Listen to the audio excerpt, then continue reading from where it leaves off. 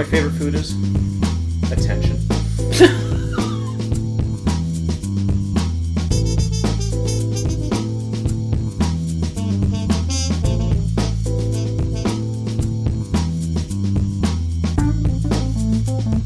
I have a very special guest with me today who's traveled all the way from Washington, D.C. This is Mike. Mike, welcome to the couch. Thank you very much.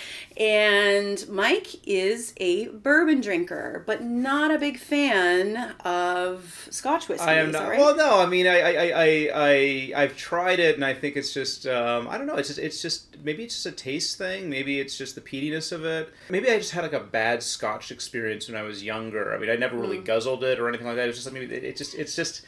It's like, you know, no, I'm not talking about like, oh my god, I woke up in an alleyway somewhere with like a bottle of scotch, like an empty bottle of scotch somewhere. Although that's clearly in the we've been friends for a while, so a possibility for me. But there's no rational reason why I don't like scotch. Okay. I think what it was, maybe I just haven't had decent scotches. Maybe I'm just not aware of the landscape of scotch. Okay. You know, I mean, so let's dive in. We're gonna give it a shot. I want to check out what you got going here. Okay. And maybe I can waste money on scotch as well as waste money on bourbon. Awesome. That's what we need to do. We're going to go left to right. So here we go. Whiskey 1.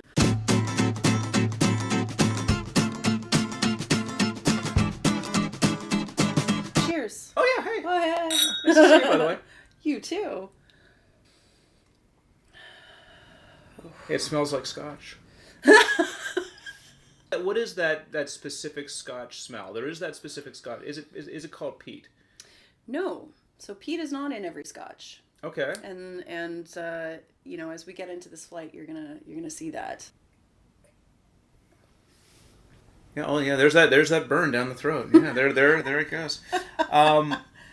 But yet you don't feel the bourbon burns. I don't know. I don't feel that bourbon burns. Bourbon, I think, has a little bit more of a caramelly experience for me. It's a little bit sweeter. It's, you know, Scotch is Scotch, you know? I mean, Here, can I add water to this? Absolutely.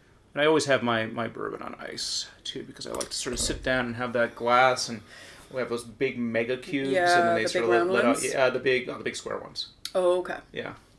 So I know exactly how high to pour my bourbon so that the ice cube just floats. Yeah. It's usually, yeah. So what is the difference between a Canadian whiskey and a bourbon? So bourbon, it has to be made with 51% corn. Mm-hmm. Canadian is a little less rigidly defined. It can be just about anything. People tend to think that Canadian and rye whiskey are the same thing, but they're not. This scotch that we just had, I mean, look, I'm starting from zero on this thing. So this is the first scotch I probably drank in, God, a year. Okay. You know, because I avoid it. Even now, as I'm sort of getting it, I'm not really noticing any sort of flavor hints beyond the fact that I just had a scotch. Okay.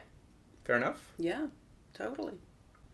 Numero there are dos. no wrong answers in the whiskey tasting world. Yeah, are we ready for 2? Dos.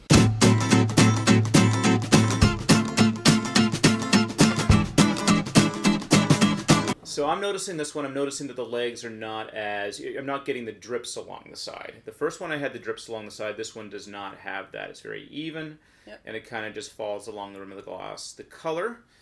Actually, let me just... is a whiskey color. It's a whiskey color. Whiskey is a Scotch color. Okay, so that's deeper. That's richer. That's a little bit heavier. That's more substantive. Burny. Very burny on the tongue. Yeah. Full. Should I get out my thesaurus? Totally not winning him over with Should I take out my thesaurus? Very full, very aggressive. Almost nasty. Ooh. Almost nasty on the nose. Cheers. Cheers. Yay. Woo. Yeah, that's Scotch.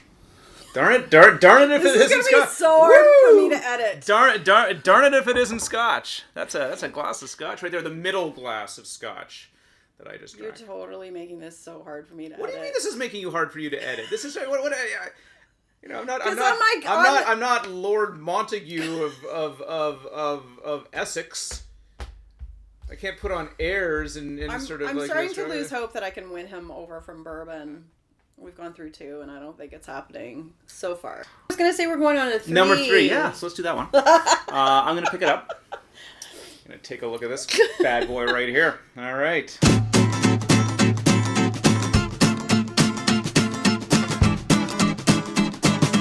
A little bit more citrusy. Oh, okay. Fruity.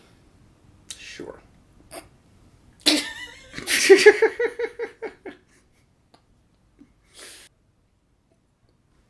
Of the 3, this would be my favorite. You're not supposed to tell me yet. I have to ask you the big question. Well, you can edit all this out.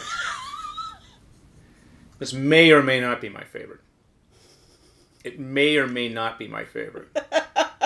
Let me just go back and yeah, compare and contrast. Okay.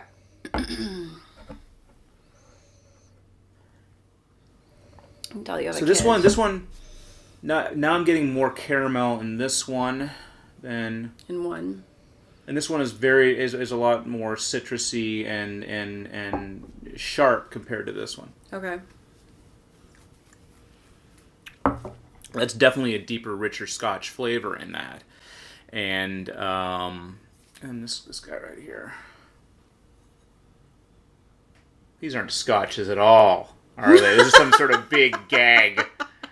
Well, if you put a gun to my head and said, Mike, does this make you a Scotch drinker? My answer is I don't know. Did I confuse you on one of those? Well, no, I think I'm getting a sense of what you're putting in front of me, but maybe I just don't have the tongue for it. Maybe I just don't have the tongue for Scotch. I don't believe that. All right, so. All right, so the big question. Big question. Big question, Mike. Which one is your favorite? It is number 3.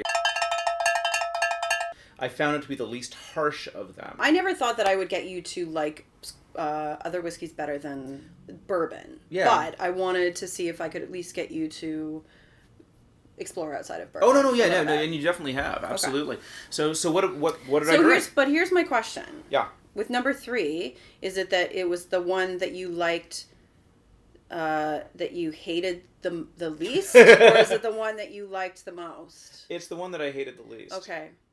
I'll be No, completely honest. It's the one that I hated the least. I know that Scotch can be expensive. It can be. It can be very expensive. Are these expensive Scotches? Well, let's find out. Whiskey one is the Balvenie Caribbean Cask. It is at least 14 years old. So, okay, matured in rum casks. Yes. Okay. Is that the, let's see, hold on. I did actually find some vanilla notes in it. Yep. And it's very spicy and aromatic. But I guess that would make sense if it was in rum, because I was getting a little more caramelly type notes from it. I find it interesting that you didn't care for this one.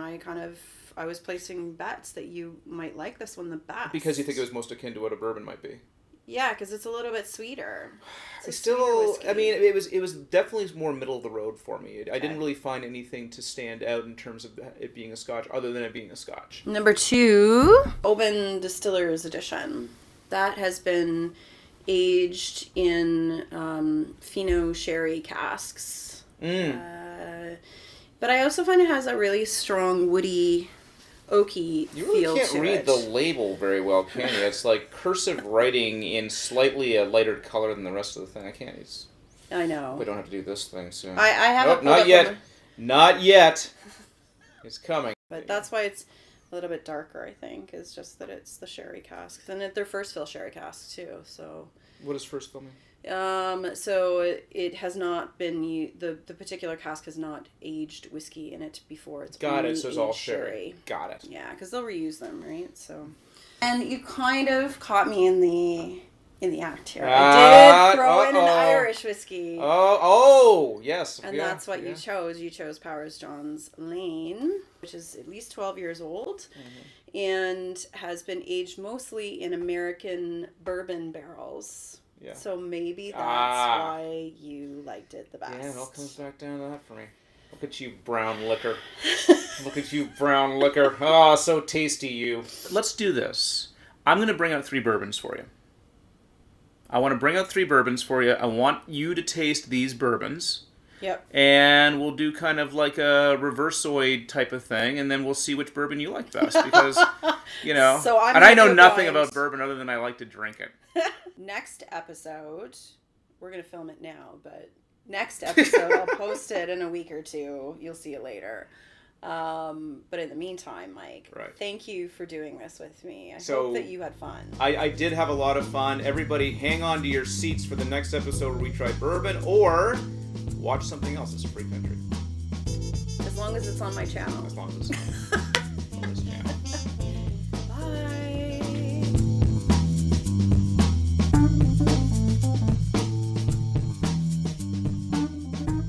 If you like this video, please hit the like button and comment below. Share with your friends and be sure to subscribe. Thanks for watching. Have you finished all of that one in that?